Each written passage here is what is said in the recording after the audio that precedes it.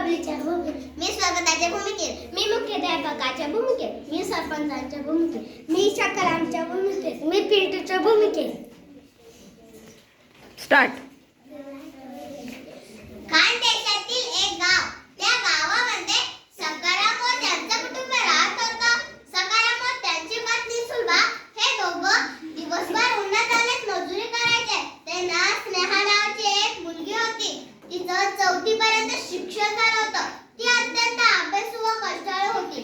तिचा छोटा भाऊ पिंटू पहिलीत जाणार होता. गावात 4थीच्या पुढे वर्ग नव्हते. वडील आपल्याला शिक्षणासाठी परगावी पाठवतील का असं स्नेहाला सारखं वाटायचं. बबली नावाची तिची मैत्रीण शिक्षणासाठी शेजारच्या गावी जाणार होती. तिलाही तिच्यासारखं पुढे शिकावं असं सारखं वाटायचं. एके दिवशी नेहमी काम संपवून सकाराम व सुलभा घरी आले. पिंटू अटक खेळत होता, पण स्नेहा कुठे दिसत नव्हती. सुलभाने स्नेहाला हाक मारली, स्नेहा, हे स्नेहा. स्नेहा एका कोपऱ्यात रडत होती. काय झालं स्नेहा? वर्गामधल्या बबलीनं 5वी नाव टाकायचं, मला बी नाव टाकाना. ओ माय, मला शिकायला मला शिकू द्या ना. स्नेहा पुन्हा रडायला लागली. सकाराम त्याचा हातपाय धुवायला. स्नेहा, तुला 4थीला शिकायला काय करशील तू? आपली परिस्थिती अशी गरिबीने पडगवले कशा दादू तुले? यस्ती मायाचा करती पडेगी त्यापेक्षा आद्या शाळे बंद. घर कशी सण धाकटा भावल्या समजले का तुले? सकाराम थोड्या रागातच बोल. दादाले सांग ना अमर, मला जाऊ द्या, 5वी राहू द्या, शिकू द्या. स्नेहा पुन्हा रडायला लागली. सुभाचेही डोळे गैवरून आले. नवऱ्याला कसं समजावं हेच तिला कळेना.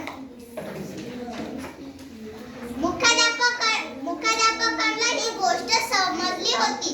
मुख्याध्यापक आणि सरपंच सकारामच्या घरी आले. आज चक्क सरपंच आपल्या घरी. सकारामला अचंब वाटला. स्नेहा अत्यंत हुशार मुलगी आहे. तिला पुढे जाऊ द्या, शिकू द्या. तुमची एखादी अडचण असेल तर ती आम्ही सोडू, पण स्नेहाला पुढे शाळेत पाठवा. कायद्याप्रमाणे मुलींना शिकवावंच लागेल.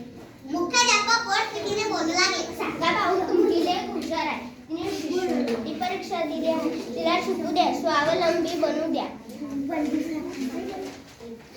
सरपंच समजुतीच्या स्वरात बोलू लागले. अरे सखा, तुम्ही स्नेहा एवढेच म्हण बघली. तिला बी मी धाडणार शेना 5 इयत्तामा. म्हणाले संग जाईल ते एसटीमा. आठून आडगावनी शाळेनी अर्धा तासनी अंतरावशे. खरं सांग सखा, तू पिंटूले 5वीमा धाडणार शेना. मग पोरगी बाबतीत असा भेदभाव कसा आले? सांग सखाराम. मुख्याध्यापक बोलू लागले. अहो सखाराम, तुम्हाला माहिती का आपल्या जिल्ह्याची जिल्हाधिकारी कोण आहे? एक महिलाच आहे. तालुक्यात पोलीस स्टेशनला इन्स्पेक्टर म्हणून एक महिलाच आहे. शेजारच्या गल्लीतल्या दामोदरांची लेक डॉक्टर झाली.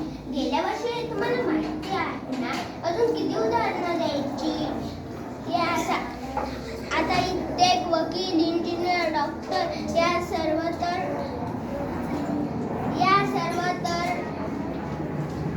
महिलाच आहेत. या साऱ्यांच्या पालकांनी तुमच्यासारखा विचार केला असता तर? सकाराम निरुत्तर झाला. सकारामला पटलं होतं.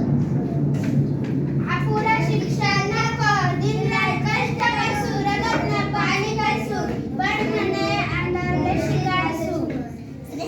स्नेहाचा चेहरा आनंदाने फुलला. स्नेहा सकारामला विलवली.